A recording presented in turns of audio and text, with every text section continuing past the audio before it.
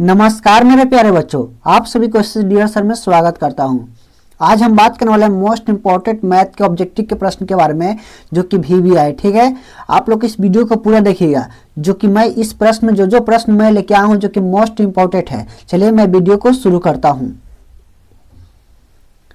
देखिए, मेरा पहला प्रश्न है, निम्न में कौन परमेय संख्या है? और निम्न में कौन सा जो है संख्या जो है परमेय संख्या है? इसका करेक्ट आंसर जो है हो जाएगा ऑप्शन नंबर बी। ठीक है, √81 जो है यह एक परमेय संख्या है, क्योंकि √81 का जो मान निकलता है कितना निकलता है? तो 9 निकलता है।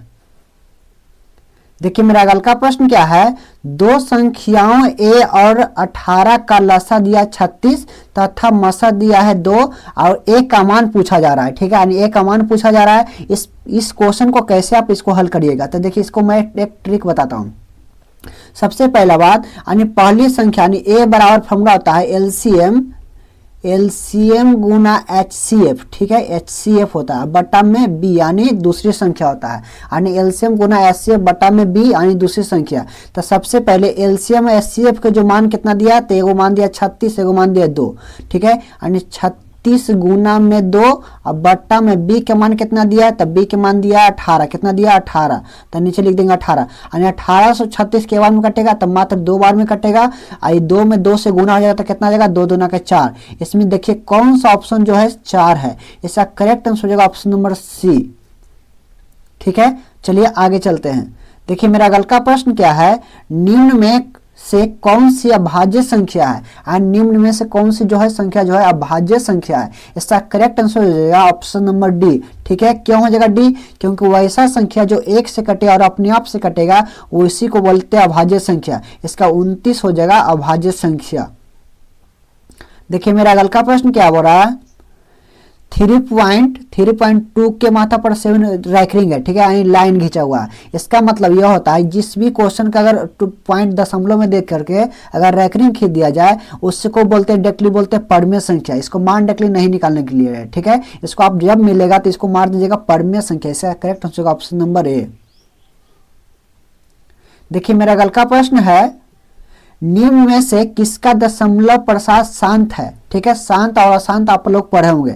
ठीक है, तो शांत और अशांत पर छानने का 2 ही नियम है कि अगर 2 और 5 आ गया तो वो हो जाता है शांत। ठीक है, क्या होता है? शांत होता है। अगर 2 और 5 नहीं आता है तो वह होता है अशांत। ठीक है, तो आप लोगों को शांत और अशांत में निकालने आता होगा। तो इसको हम चलते हैं बनाते हैं। तो इसको सबसे पहले इसका करेक्ट आंसर मार देते हैं ए नंबर, क्योंकि 8 का अगर निकालते हैं तो एलसीएम लेते हैं तो 2 और 4 और 2 से निकालते हैं तो 2, तो 2 2 आ जाएगा, या तो 5 5 आएगा तो वह शांत होता है। इसका correct answer option number A.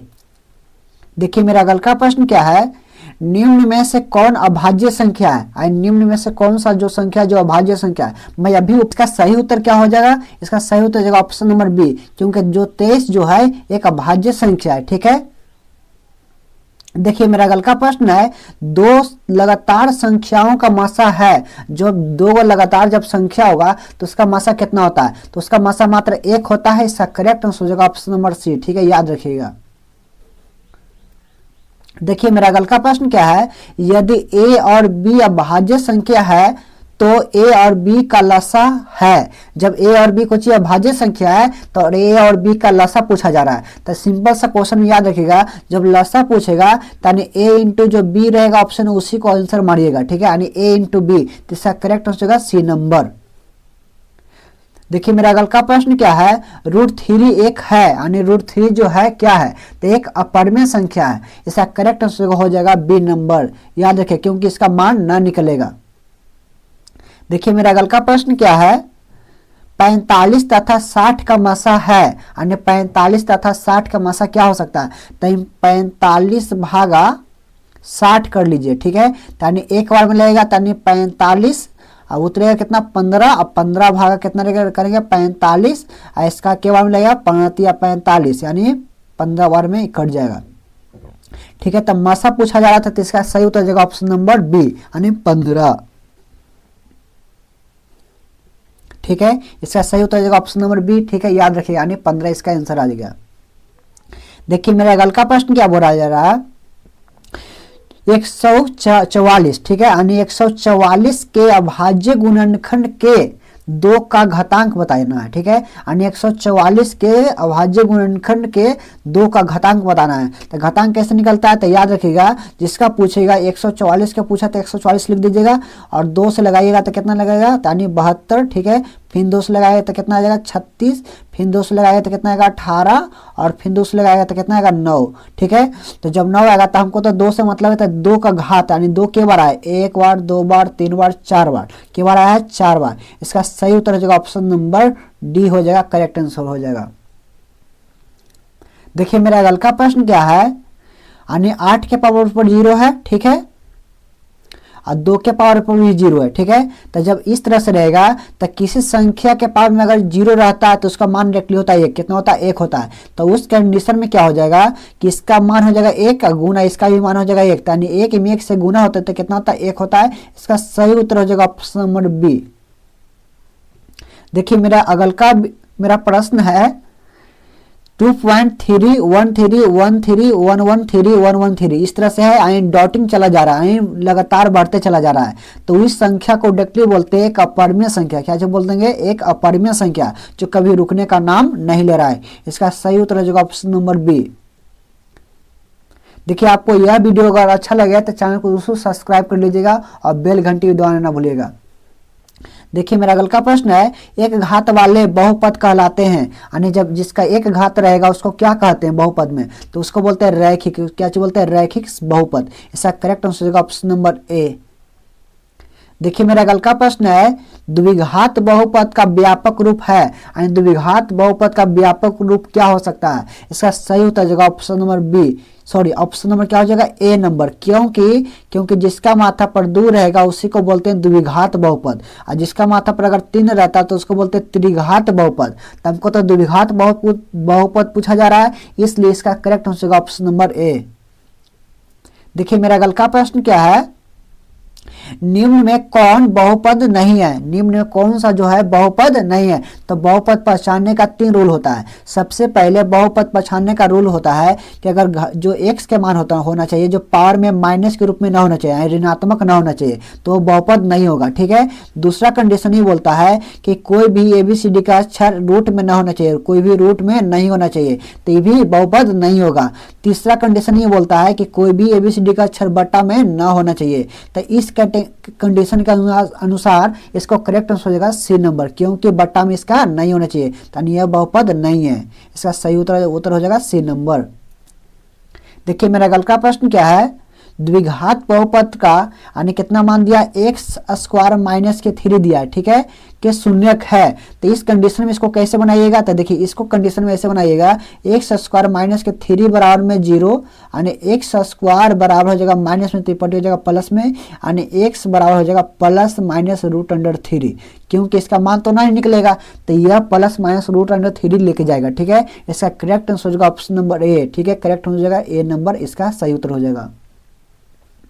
देखिए मेरा अगला प्रश्न क्या है, यदि अल्फा कॉमा बीटा द्विघात बहुपद है तो fx के मान कितना दिया है, x² दिया है, आप प्लस के 2x दिया है, आप प्लस के 3 दिया है। इस कंडीशन में तो पूछ रहा है अल्फा प्लस बीटा का मान है, यानी अल्फा प्लस बीटा का मान पूछा जा रहा है। तो यानी अल्फा प्लस बीटा का फॉर्मूला क्या होता है, यानी अल्फा प्लस बीटा बराबर होता है माइनस के b/a होता है, ये फॉर्मूला बोलता है। तो ठीक है, तब b का मान कितना है, तब +2 है, कितना है, तब +2 है, तो 2 हो जाएगा, तब -2 हो जाएगा, क्योंकि दिया है मान माइनस में, ठीक है। और एक का मान कितना है, तो कुछ ना तो 1 है, यानी एक समीकरण में 1 में कितना हो जाएगा 1। इसका करेक्ट आंसर हो जाएगा ऑप्शन नंबर -2 हो जाएगा, ठीक है। इसका करेक्ट आंसर हो जाएगा ऑप्शन नंबर ए, ठीक है, करेक्ट आंसर हो जाएगा -2। देखिए मेरा अगला प्रश्न है, द्विघात बहुपद की संख्या होती है, द्विघात बहुपद की संख्या कितनी होती है, तो मात्र 2 होती है। इसका सही उत्तर हो जाएगा ऑप्शन नंबर सी, याद रखिएगा। बोर्ड एग्जाम में मैं जो प्रश्न बता रहा हूँ जो कि 100% इसी टॉपिक से इसी तरह से आएगा, आप लोगों को यहाँ से बन जाएगा तो वहाँ पर भी बन जाएगा।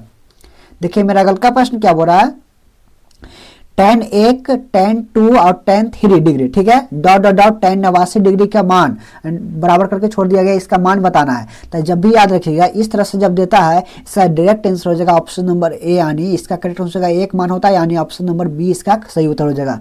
क्योंकि अगर देखिए 89 में अगर 1 जोड़ते हैं तो tan 90, ठीक है, ये जब इसको सिद्ध करने के लिए एक क्वेश्चन आता है जो एनसीईआरटी में रहता है, ठीक है। इस कंडीशन के अनुसार आपको देखना पड़ेगा, तो इसको correct answer option number B हो जाएगा सही उत्तर। देखिए मेरा अगला का प्रश्न है, tan कितना मान दिया, tan थीटा का मान कितना दिया, 12/5 दिया, तो उस हिसाब से sin थीटा का मान पूछा जा रहा है। tan थीटा का फॉर्मूला होता है p/b, क्या होता है p/b, तब p के मान दिया 12, b के मान दिया 5, ठीक है। यानी हमको h के मान नहीं दिया है, तो h के मान कैसे निकलेगा, तो रूट अंडर p के स्क्वायर प्लस के b के स्क्वायर, ठीक है। इस कंडीशन में तो यानी p के स्क्वायर और b के जब स्क्वायर करेंगे तो यानी 12 का स्क्वायर कितना होता है, तो आपको स्क्वायर याद होना चाहिए। तो 12 का स्क्वायर होता है 144 और 5 का स्क्वायर होता है 25, ठीक है। 12 144 और 25 को जोड़ने पर कितना होता है 169, यानी 169 रूट में मान रहेगा तो किसका मान होता है, तो यानी किसका स्क्वायर होता है, तो यानी 13 का होता है, किसका होता है 13 का, यानी h के मान हम निकालनी है 13। तो उस हिसाब से sin थीटा का फॉर्मूला होता है p/h होता है, क्या होता है p/h, यानी p के मान था मेरा 12 और h के मान मेरा आया 13, यानी 12/13 कौन आंसर हो जाएगा, इसका सही उत्तर हो जाएगा ऑप्शन नंबर बी। देखिए मेरा अगला प्रश्न क्या है, sin 90 माइनस थीटा, यानी sin 90 माइनस थीटा क्या हो सकता है, यानी cos थीटा होता है, यानी इसका करेक्ट आंसर होगा ऑप्शन नंबर ए। देखिए मेरा अगला प्रश्न क्या है, साइन स्क्वायर थीटा बराबर फॉर्मूला, यानी आपको यह फॉर्मूला आपको मालूम होना चाहिए, ठीक ना। यानी साइन स्क्वायर थीटा का फॉर्मूला क्या होता है, तो 1 माइनस के कॉस स्क्वायर थीटा, इसका करेक्ट आंसर होगा बी नंबर। देखिए त्रिकोणमिति से बहुत सारा ऑब्जेक्टिव जो है मात्र ही अथी से पूछा जाता है, फॉर्मूला से ही। अगर आप लोग फॉर्मूला अगर नहीं याद है तो कमेंट में जरूर लिख के बता दीजिएगा, ठीक है। देखिए मेरा अगला प्रश्न क्या है, tan 65 डिग्री और cot 25 डिग्री का इस तरह से मान दिया है, तो इस तरह से जब रहेगा तो इसको कुछ नहीं करना, यानी 65 और 25 को जोड़ने पर कितना आना चाहिए 90, कितना आना चाहिए 90। अगर 90 आ जाता है तो उसको डायरेक्ट मान लिखते हैं कि 1 कितना हो जाता है 1, इसका करेक्ट आंसर होगा बी नंबर आंसर। देखिए मेरा अगला प्रश्न क्या है, tan√3 है, यानी tan√3 के मान कितना होता है, तो बताया था कि स्मार्ट टेबल में इसका tan√3 के मान होता है 60 डिग्री, कितना होता है 60 डिग्री, इसका करेक्ट आंसर हो जाएगा बी नंबर, ठीक है। देखिए आपको यह वीडियो अच्छा लगा होगा तो चैनल को सब्सक्राइब कर लीजिएगा, ठीक है। आपको मैं इसी प्रकार से मैं मैथ का क्वेश्चन जो है बहुत ही मस्त पढ़ाने वाला हूँ, ठीक है। चलिए मैं वीडियो को धन्यवाद देता हूँ आप लोग वीडियो को देखने के लिए।